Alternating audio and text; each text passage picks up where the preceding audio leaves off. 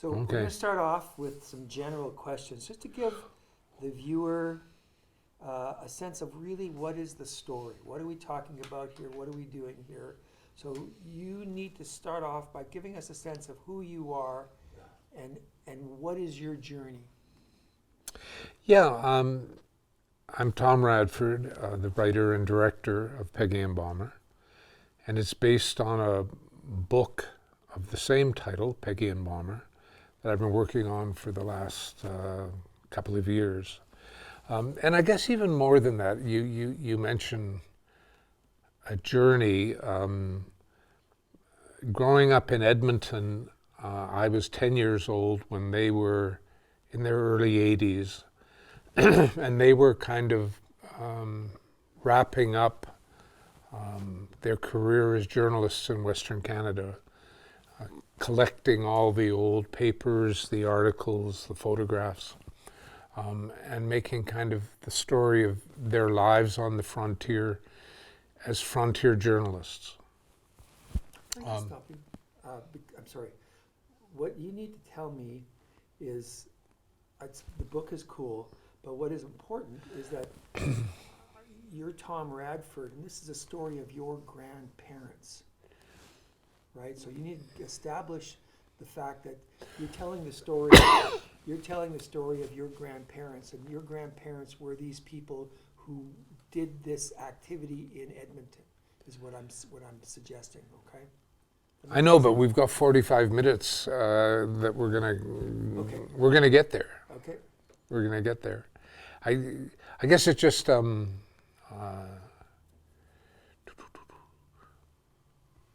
well, obviously there's a cut there. Or do you want to go back to the beginning again? We should start again from the beginning, because I want to know right from the beginning that you are their grandson. These are your grandparents, and this is the story of your grandparents. Yeah, remember this, Bill, this is going to be just after the film this is going to run. You will have seen the whole movie. Like, I think I disagree with you that I don't think we use this in the movie at all. Okay. I really think, in other words... that voice later, when you want. Okay, fair enough. Yeah, because I'm out, it always should be me at a microfiche machine, me exploring Fort Edmonton. In other words, it's not an interview as such, it's me as an active character. Go ahead. So this is then specifically for TELUS. This is not for the dog, right? What you're saying, it's not for the documentary per se, but it's mostly for TELUS. It's for TELUS. Yeah. And that makes it easier for me. Okay, sure. To not try to be in two places. I mean, you can always add voice later. So that's okay. Let's start again, and I'll just and I'll do it as if it's for TELUS. I'm talking to you, but it's for TELUS. Okay. Yeah. All right. Yeah, I'm Tom Radford. I'm the writer-director of Peggy and Balmer. And it all started for me working on a book 2 years ago, which asked the question, how did a Pulitzer Prize ever get awarded to a newspaper in Edmonton in 1938? The first Pulitzer Prize awarded outside the United States, so something of real significance. And what was the Alberta history, or the Western Canadian history, that that story had emerged from? And what I did was I went back, to my early memories. Peggy and Balmer were my grandparents. I lived in a little house next door to them, and what I called the big house was their house. And in that big house, they'd kept all of the old newspapers, photographs, letters, diaries of having been pioneer journalists, coming west in 1905 and creating an independent newspaper in Edmonton. And it was very important to them that their paper was independent of the established newspaper world. They had left Ontario, where they were probably just working for some big publisher in Toronto or coming out to Alberta, they could be on their own. They could develop kind of a tradition of frontier journalism. And that led them all the way from 1905 to 1938, when they won a Pulitzer Prize for that kind of tradition of journalism they created themselves. As Bill Thorsell says in the film, from the very beginning they were building a community and the newspaper's role in that community. And I just thought that would be a really interesting kind of hands-on history to make a movie about. Do you want to talk a bit about what you discovered in the making of the movie?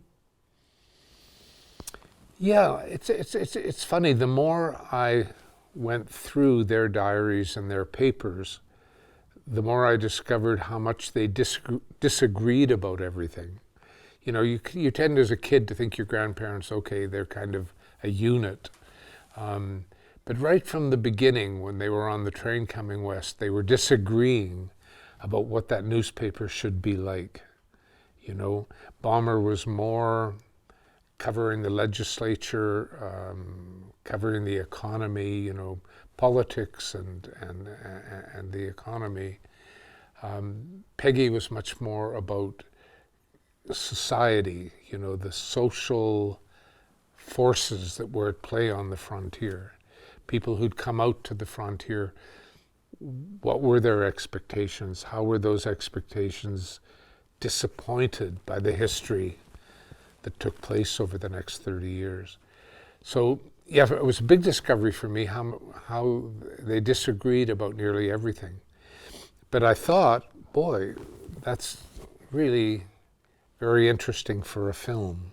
I mean, a film that has that real conflict built into it from the get-go is going to be really an interesting film. And from Peggy and Balmer times to current times, how does it connect? How does what's happening now in the world of journalism connect to what sort of started in the times of Peggy and Balmer?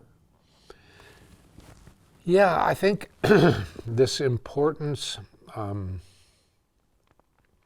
remember watching a documentary years ago about John Grierson, who founded the National Film Board, and he came over from Scotland in 1939 and got an appointment. I don't know how he got the appointment, but he got an appointment with Mackenzie King, who was the Prime Minister of Canada at that time.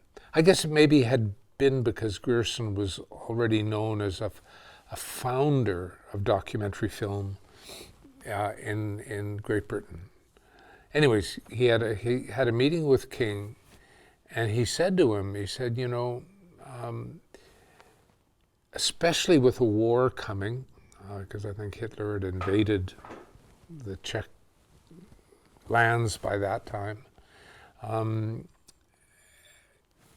information is going to be so important. I mean, if we, the democracies that are fighting fascism, we have to depend on a electorate who's well informed, who's going to elect the right kind of politicians, so we don't go down the road of fascism. Because fascism, some people were saying that Alberta was already turning towards fascism with the government of Eberhard, Bible Bill Eberhard.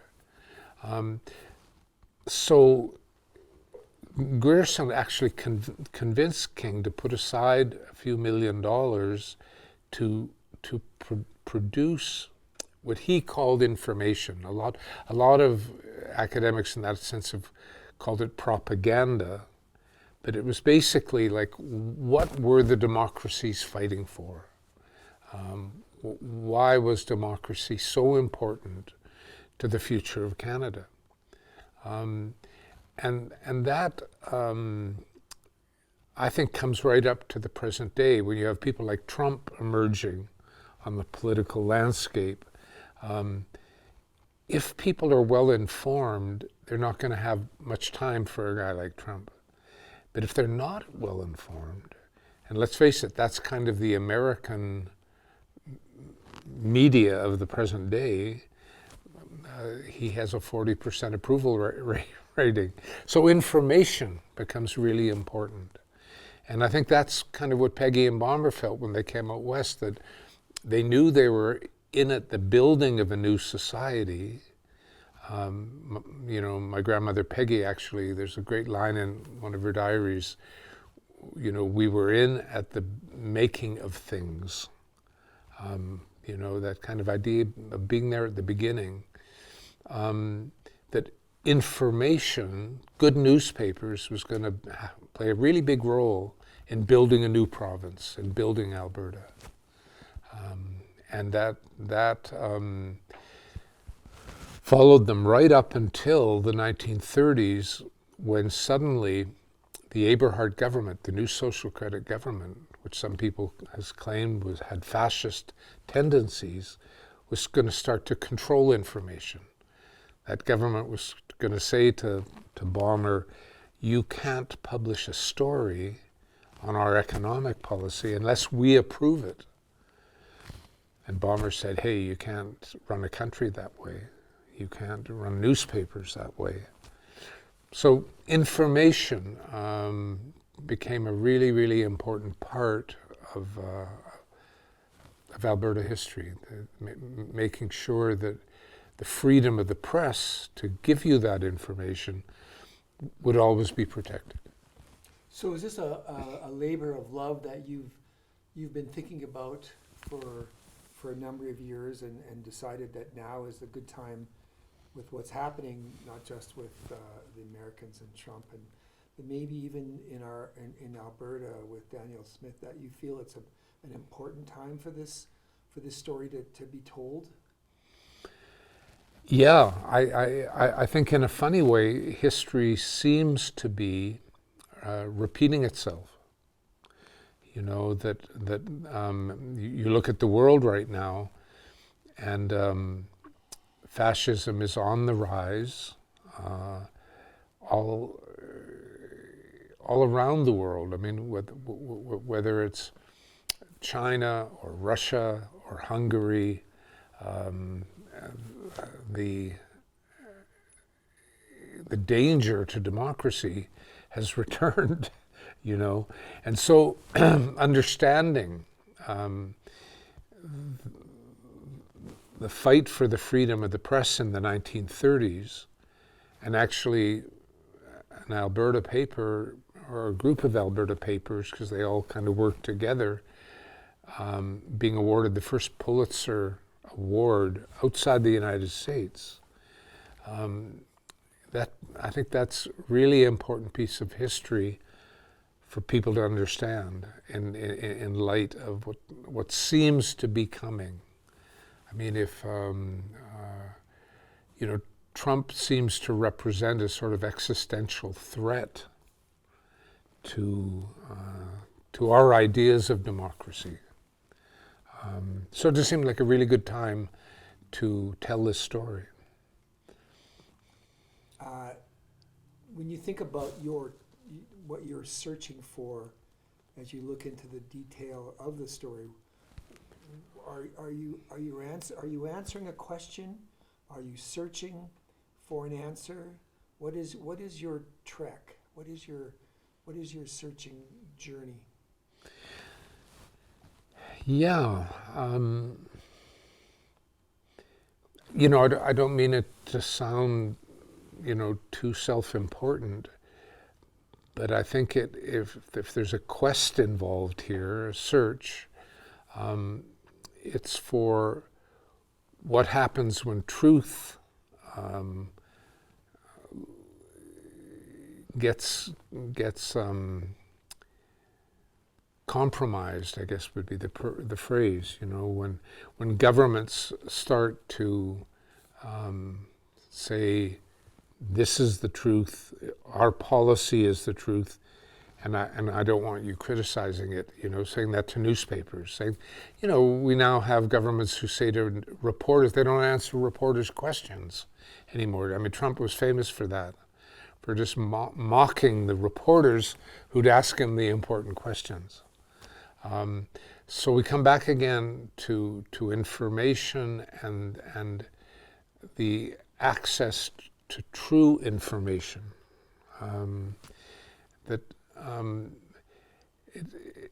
It's interesting when Eberhard introduced this legislation to kind of censor newspapers. I think, ironically, he called it the Accurate Truth and Information Act, or whatever. The Accurate News and Information Act, I think, is the great title. But it was just the opposite. It was to control information. And he saw government policy as accurate as what was accurate.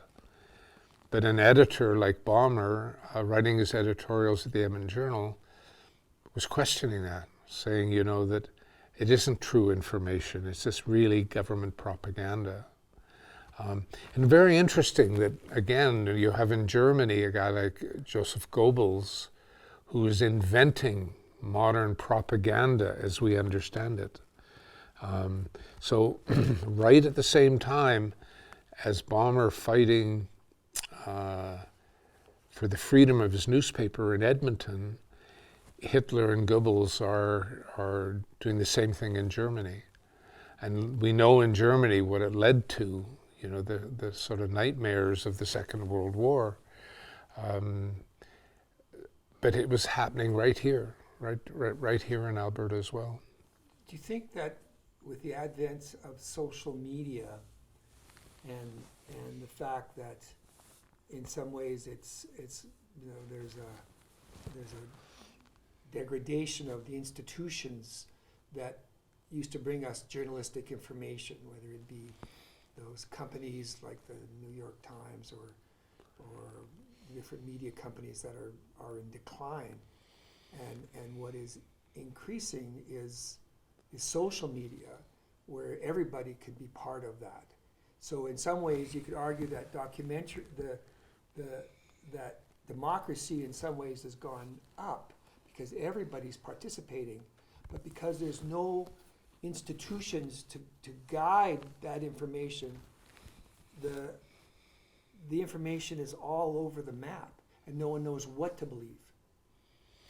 Yeah, no, I thought that was really an interesting point that that Thorcell made in the film, that there's a contradiction here, there really is. I guess yes, he was right saying that social media kind of democratizes information, but in fact it seems to be creating this kind of silo effect, people call it, where you've got, sure, people can put up a blog or Twitter or whatever, but there's no kind of arbitration of the accuracy of that information. And the institutions you mention had great value. I mean, the reason we created something like the CBC in the late 30s was so nationally there'd be some sort of arbitration of information, right? That it wasn't just this particular province's point of view or this particular political party's point of view, but it was a broader dialogue.